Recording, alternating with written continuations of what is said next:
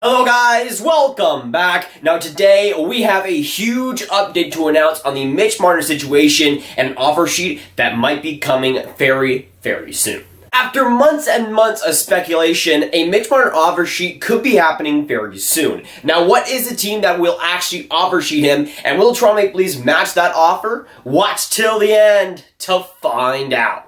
After a long wait, we could finally have an answer on the Mitch Marner situation. There is a lot of credible and verified sources that are saying that a Mitch Marner offer sheet will happen, and it'll happen very soon. After the Sebastian Aho situation, myself, I thought we were going to see the floodgates open on a lot of RFAs and offer sheet wise. And Mitch Marner was definitely one of the candidates to get offer sheeted, especially after the Sebastian Aho situation. And it looks like it could definitely happen as soon as today. The floodgates, I think, have officially opened. And on the Mitch Marner front, we do know of one team right now that is heavily in negotiations. Both Joey Bandetta and David Pagnotta confirmed that there is one team that is very far in negotiations and could offer sheet Mitch Marner as soon as today. When I'm recording this, maybe it's already done when you're watching this, it is that imminent. And again, when it comes to this one team, it doesn't seem like there's multiple teams involved, or at least multiple teams that are very in on Mitch Marner. It seems like this one team is very after him and could offer sheet him very soon.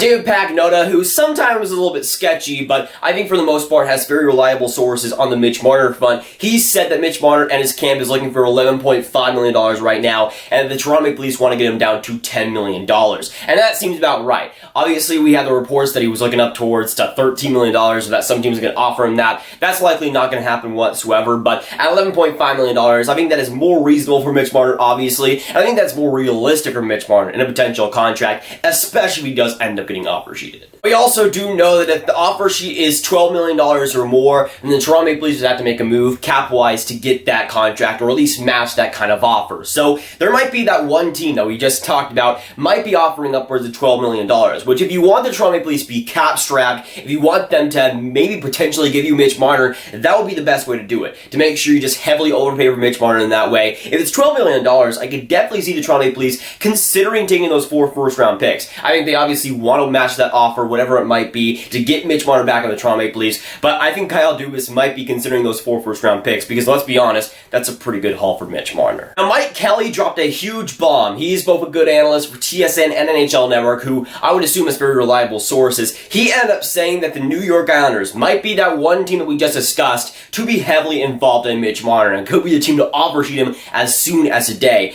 And that makes sense for the New York Islanders, who just got John Tavares stolen from them the year back, to go back and get revenge and get Mitch Marner. I'm a Toronto Maple Leafs fan, but that would definitely be a very interesting story, and Mitch Marner on the Islanders with guys like Matt Barzal would be fun to watch. For the New York Islanders, a team that missed out on Artemi Panarin, Sergei Bobrovsky, and a lot of other free agents in that class, to go bold and go after a guy un-offer sheet wise, like Mitch Marner, wouldn't surprise me whatsoever. And while Lou Lamoriello obviously is the oldest GM in the league by far, I wouldn't put it past him to use that type of tactic to other GMs. He's a ruthless guy that does ruthless things, and an offer sheet definitely is that. And for the New York Islanders, who need that improvement offensively, I can definitely see it. Again, they didn't really improve their offense too much. They re-signed Anders Lee, but adding Mitch Marner to that offense makes it a whole lot better, especially compared to last season. And while it does make sense, there are a little bit of holes in the New York Islanders' theory to get a guy like Mitch Marner. First off, they have an $8.6 million cap space, which obviously is not enough to offer sheet a guy like Mitch Marner $12 million.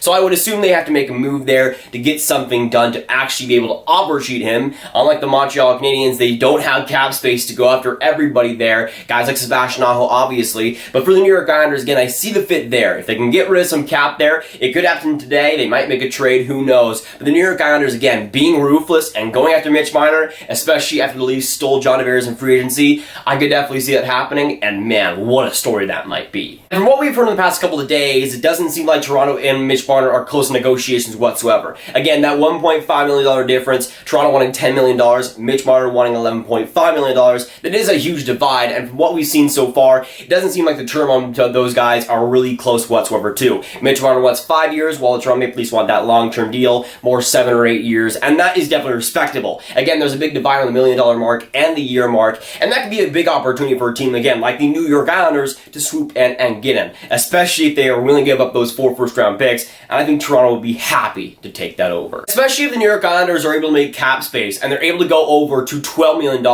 I wouldn't be surprised if Mitch Marner is on a team like the Islanders next season. And I know that's a little bit of a bold take, but when it comes to this whole situation, I don't think Toronto is going to match an offer of $12 million, $13 million. No way they would do that under their current cap. I don't think they would ever give Mitch Marner more money than Austin Matthews, and I don't think they shouldn't. Austin Matthews is the more valuable player, he's the better player when healthy, and Toronto is making the right move in not doing that so far. But if a team does end up offering that kind of contract, I think Toronto will think about matching it. They might wait the whole 7 days to think about it, but I think in the end they will let Mitch Marner go if that's the case. I'm not sure if that'll actually happen, but if the New York Islanders actually want to get a guy like Mitch Marner, I think that would be the best way to do it right now, especially with Toronto's last couple of moves, kind of putting them in a tight cap situation. If a team like the New York Islanders wants to give Mitch Marner, Austin Matthews money, or Connor McDavid money, then by all means I think they should. They should go ahead and do that, because they'll definitely be regretting it. For the Toronto Maple Leafs to not give Mitch Marner that Austin Matthews type money, I think is a smart move. Again, under their cap issues, they don't really have the flexibility to give Mitch Marner what he wants, and what he deserves is probably more than the $10 million range, and that's what Toronto is offering right now.